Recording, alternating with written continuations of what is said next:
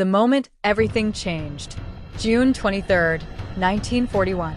A dirt road east of Brest-Litovsk. Dawn. The sky is still bruised purple when the 1st German Panzer III rumbles forward, its tracks grinding over broken Soviet equipment scattered across the fields. The air smells of burnt rubber and damp wheat. Somewhere on the horizon, artillery thumps like a heartbeat. Inside the turret, Oberfeldwebel Karl Becker, a confident veteran of Poland and France, wipes condensation from his gun sight. They've been rolling for 2 days straight, and so far, the enemy has been exactly what Berlin promised. Outdated tanks, thin armor, slow guns, no challenge. Outside, soldiers ride on the hull, laughing openly as they pass the blackened hull of AT-26. One crewman taps it with his boot and shouts, "If this is the Red Army's best, we'll be in Moscow by August." Another roar of laughter. It's the arrogance of momentum, and the certainty that German engineering is unmatched on Earth. You can almost feel the vibration inside Becker's chest as his tank climbs a small rise. The engine growls. His gunner, Hans, hums a marching tune. The crew is relaxed, cocky, unstoppable. But then Becker notices something strange. A distant shape on the far ridge, broad, low, almost predatory. "Hold," Becker orders, peering through the optics again. Not a BT-7, not AT-26. Something bigger, different, but the light is poor. The silhouette is unfamiliar.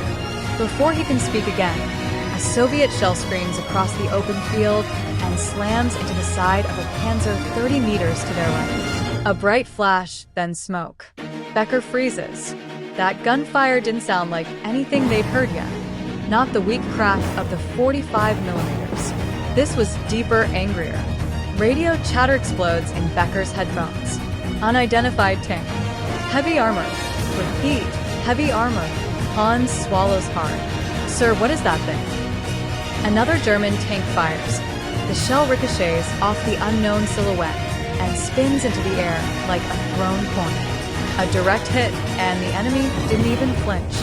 Becker feels the hairs on his arm rise. His mind races through every intelligence briefing he'd memorized.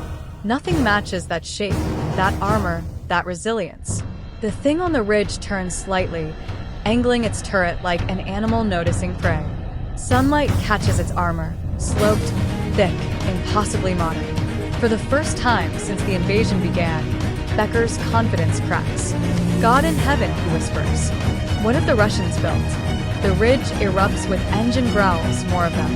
One shape becomes three. Three becomes five. A brand new Soviet machine, unlike anything the Germans expected, is rolling straight toward them, and Becker still has no idea how to kill it. And then the radio operator shouts the name that will haunt the Wehrmacht for years to come. T-34. Becker grips the turret ring, breath tight, as the first wave of Soviet armor begins its thunderous charge. What happens in the next 5 minutes will rewrite everything Germany believes about the ground vibrates before the sound reaches them. A deep, rolling tremor as the Soviet formation picks up speed. Dust plumes rise behind the advancing shapes, turning the sunrise into a copper haze.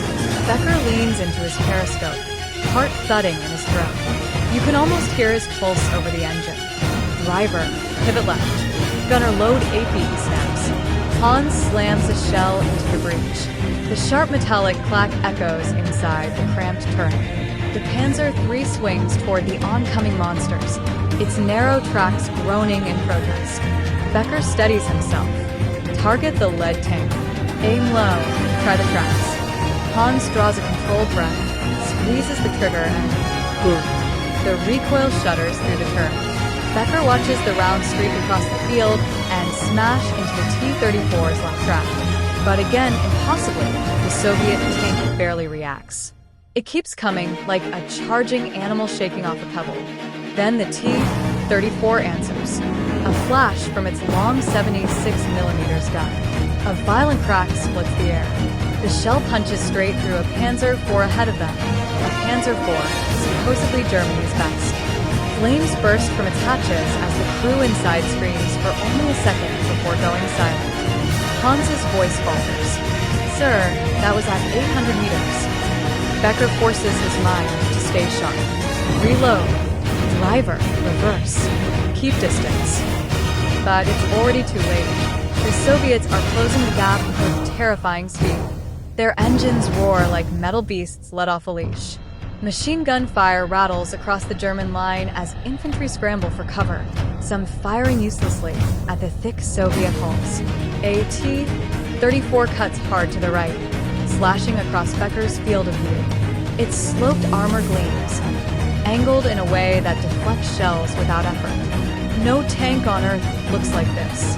Not British, not French, not German. It feels alien. For the Germans, it also feels like the future, and they are trapped in the past. Fire again. Becker barks. Hans does, this time hitting the turret ring.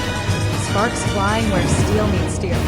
The T-34 wobbles for half a second, then keeps advancing. Becker's stomach drops.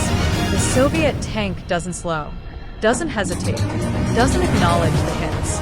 Instead, it turns its massive cannon directly toward Becker's Panzer III.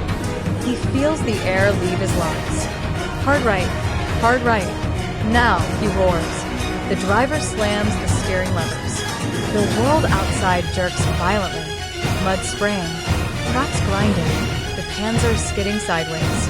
Then, a Soviet shell slams into the earth exactly where Becker's tank had been a heartbeat earlier.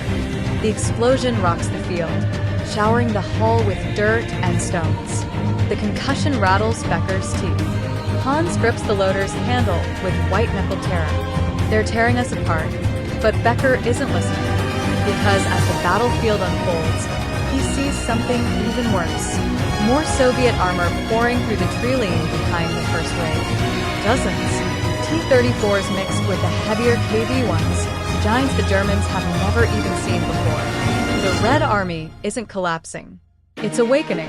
The Germans came expecting a weak, outdated enemy. Instead, they've kicked open the gate of a sleeping giant. And that giant is now fully awake. Becker exhales, barely a whisper. We're not fighting the Russia we were promised.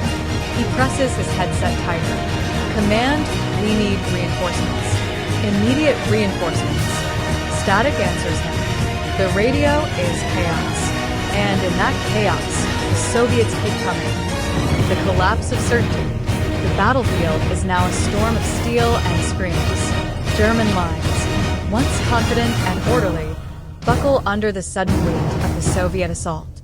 Smoke hangs low, thick enough to taste, carrying that bitter mix of burning oil and scorched earth. The sun is up now, but its light only reveals the scale of the disaster unfolding. Becker steadies himself against the turret wall as his driver wrestles the Panzer backward through the churned mud. Keep moving. Keep us angled. Don't give them a flat shot. Hans is already loading again, sweat dripping from his jawline despite the cold morning air. You want another AP, sir? We need something that can work. Becker snaps, though deep down he knows the truth. Nothing they carry can reliably penetrate a T-34 from the front. A Panzer Jogger eye on their left fires its 47mm checkmate gun. The projectile sparkles uselessly off sloped Soviet armor. The small tank destroyer tries to reposition, but a KV-1 lumbers into view, enormous and silent like a moving fortress. One shot from its 76mm gun, and the Panzer Jogger erupts in a bloom of fire, its thin armor peeling away like tin foil. Infantry sprint past Becker's reversing tank, some firing at the treads of the T-34s, others simply running, dropping rifles in the grass. Their officers shout for them to hold the line. No one listens. The Red Army tanks crash